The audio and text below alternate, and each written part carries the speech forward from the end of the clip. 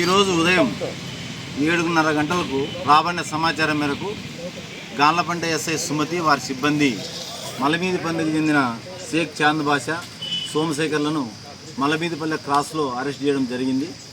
వాళ్ళని అరెస్ట్ చేసి పంచాయతీదారుల సమక్షంలో విచారించగా వారు గత 6 నెలల నుంచి గాన్లపేంట మరియు ఎన్పీకుంట మండల వ్యవసాయ బోర్ల దగ్గర మోటార్ నుంచి స్టార్టర్కు ఉండే రాగి వైరును తీసుకొని కాల్చి కదిరిలో వాళ్ళకు తెలిసిన వారి దగ్గర అమ్ముకొని డబ్బంతా కూడా ఎత్తిపెట్టినారని చెప్పింది.